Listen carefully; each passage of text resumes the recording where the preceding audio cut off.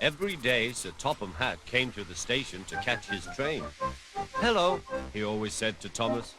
"Don't let the silly freight cars tease you. Remember, you have an important job as a special helper in the train yard."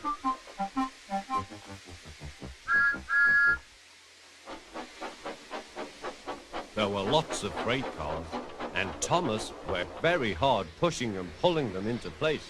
There was also a small coach and two strange things his driver called cranes. "That's the breakdown train," he told Thomas.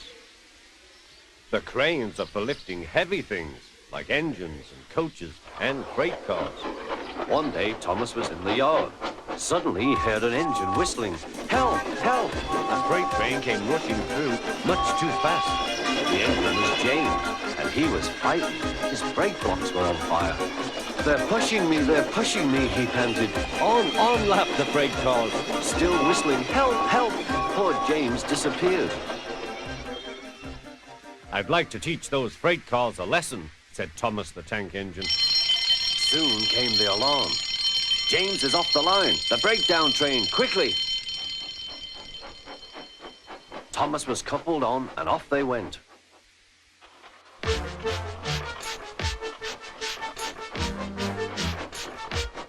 Thomas worked his hardest. "Hurry, hurry, hurry," he puffed. He wasn't pretending to be like Gordon. He really meant it. "Bother those freight cars and their tricks. I hope poor James isn't hurt."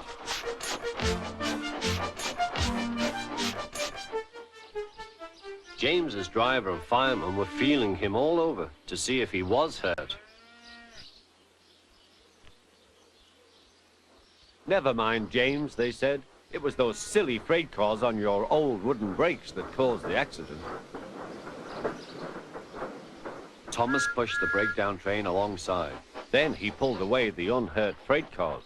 Oh dear, they groaned. Serves you right, puffed Thomas.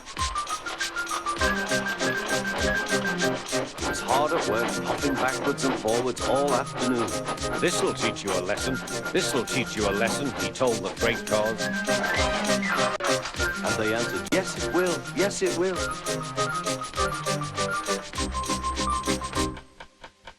They left the broken cars. Then with two cranes, they put James back on the rails.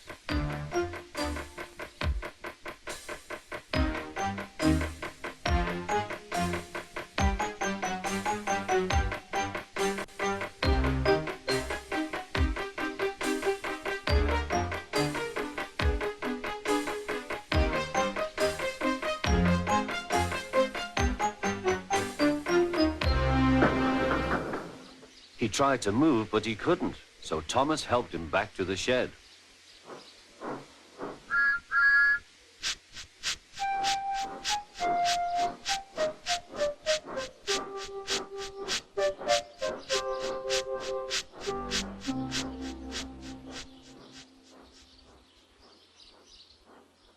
Sir Topham Hatt was waiting anxiously for them.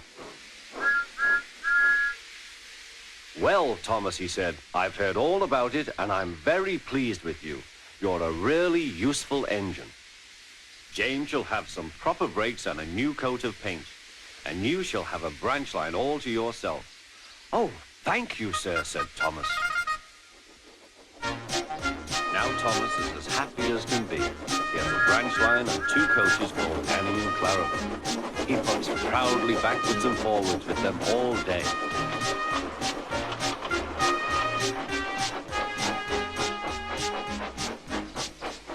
He is never lonely.